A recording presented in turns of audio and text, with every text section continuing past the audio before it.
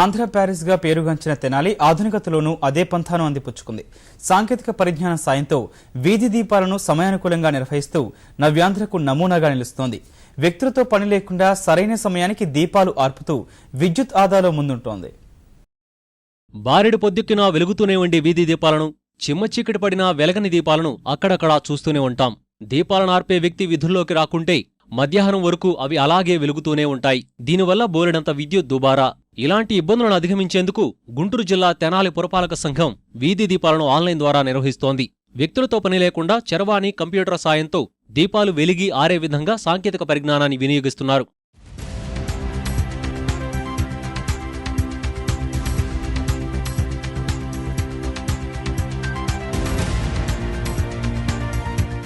తెనాలి పురపాలక సంఘం పరిధిలోని 5,850 వీధి దీపాలను 280 రిమోటర్ టెర్మినల్ యూనిట్లకు అనుసంధానం చేశారు. ఆ పెట్టెల్లో చిప్, సిమ్ ఉంటాయి. వాటి నిర్వహణ వ్యవస్థను పురపాలక శాఖ కార్యాలయంలోని సర్వర్లకు అనుసంధానం చేస్తారు. సర్వర్ ద్వారా వీధి దీపాలు వెలిగే, ఆరిపోయే సమయాలను నిర్దేశిస్తారు. ఎక్కడ విద్యుత్తు సరఫరా లేకపోయినా రిమోట్ టెర్మినల్ యూనిట్ ద్వారా సంక్షిప్త సందేశం సర్వర్కు చేరుతుంది. గతంలో మనిషి వెళ్లి ఒక్కో పెట్టెలోని స్విచ్లను సాయంత్రం వేయటం, తెల్లవారిన తర్వాత ఆపటం జరిగేది. ఇప్పటికీ దాదాపు అన్ని పురపాలక, నగరపాలక సంస్థల్లో ఇదే పద్ధతి అమల్లో ఉంది. తెనాలిలో ఆన్లైన్ ద్వారా వీధి దీపాలు నిర్వహించడం పట్ల స్థానిక ప్రజాప్రతినిధులు ఆనందం వ్యక్తం చేస్తున్నారు. కౌన్సిల్ ఏమేంటంటే మోడల్ తెనాలిగా క్రియేట్ చేయాలి అన్నదే మా ఎయిమ్తో మేము పనిచేస్తున్నాము. స్ట్రీట్ లైట్ సిస్టమ్ కూడా మేము ఆన్ అండ్ ఆఫ్ సిస్టమ్ పెట్టామండి. ఈ ఆన్ అండ్ ఆఫ్ సిస్టమ్ వల్ల లైట్ కెపాసిటీ పెరుగుతుంది, పవర్ కన్జంప్షన్ కూడా తగ్గుతుంది. రోజు టైం టు టైం మనం ఆన్ చేస్తున్నాం, ఆఫ్ చేస్తున్నాం, మాన్యువల్ పవర్ అనేది తగ్గుతుంది. అనేక మున్సిపాలిటీ నుంచి కూడా కలెక్టర్లు వచ్చారు, చైర్పర్సన్స్ వచ్చారు, ఇతర అధికారులు అందరూ వచ్చి కూడా దీని మీద బాగుంది, ఒక మంచి కార్యక్రమం, ఈ కార్యక్రమాన్ని అన్ని మున్సిపాలిటీలో కూడా అమలు చేస్తే బాగుంటుంది అనే రీతిలో తీసుకున్నారండి. ఆధునిక పరిజ్ఞానం సాయంతో వీధి దీపాల నిర్వహణ సమయాలను మార్చుకునే వెసులుబాటు ఉంది. వేసవిలో పగటి వెలుగులు ఎక్కువగా ఉండటం వల్ల దీపాలు వెలిగే సమయాన్ని ముందుకు జరుపుకోవచ్చు. 30 లక్షల వ్యయంతో ఏర్పాటు చేసిన ఈ వ్యవస్థకు నెలకు అయ్యే ఖర్చు మాత్రం కేవలం 8,000 రూపాయలే.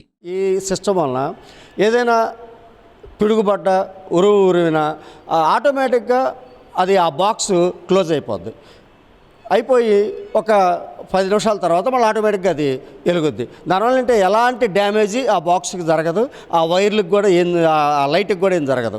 అదొక సిస్టము. అలాగే ఎవరు మామూలు జనరల్గా ఏంటంటే కంప్లైంట్ ఇస్తారు, ఏమంటే రాత్రి మా వీధిలో 3వ లైట్ వెలగలేదండి అని. అలా కాబట్టి మేము కొద్దిగా శ్రద్ధ పెట్టి చూస్తే ఏ బాక్స్లో లేదు చూసి తెల్లారి మేమే నోట్ చేసుకొని ఆ బాక్స్లో ఉన్నటువంటి సుమారు ఒక 5 కిలోమీటర్లకి 40 లైట్లు అలా ఉండొచ్చు. ఆ 40 లైట్లు ఆ బాక్స్లో ఉంటాయి. ఆ బాక్స్ ఆ 45 కిలోమీటర్లు మేము చూసుకుంటే ఎక్కడ ఏ లైటు సరిగా లేదో తెలిసిపోతే దాన్ని బాగు చేసి తెల్లారి రెక్టిఫై చేసి. దీంట్లో ఉన్న మెయిన్ అడ్వాంటేజెస్ వచ్చేసేసి అంటే మ్యాన్ పవర్ తగ్గించడం ఒకటి జరుగుతుంది. ఈ మ్యాన్ పవర్ తగ్గించడంతో పాటు అంటే దీనివల్ల ఖచ్చితంగా ఆన్ అండ్ ఆఫ్ జరుగుతున్నాయా లేదా, ఇన్ టైంలో స్ట్రీట్ లైట్స్ పెరుగుతున్నాయా లేదా అనేది, మళ్ళీ ఎట్లానే ఏమైనా ఎర్రర్స్ అలాంటివి లేకుండా కూడా మానిటరింగ్ చేసుకోవడానికి ఒకటి అవకాశం ఉంటుంది. రాత్రి 11 గంటల తర్వాత జనసంచారం తక్కువగా ఉంటుంది కాబట్టి అధిక విద్యుత్ కాంతులు అవసరం లేని డిమ్మర్లు ఏర్పాటు చేసే యోచనలో పురపాలక సంఘం ఉంది. మొత్తం మీద విద్యుత్ ఆదాతో పాటు నాణ్యమైన సేవలు అందిస్తున్న పురపాలక సంఘాన్ని స్థానికులు అభినందిస్తున్నారు.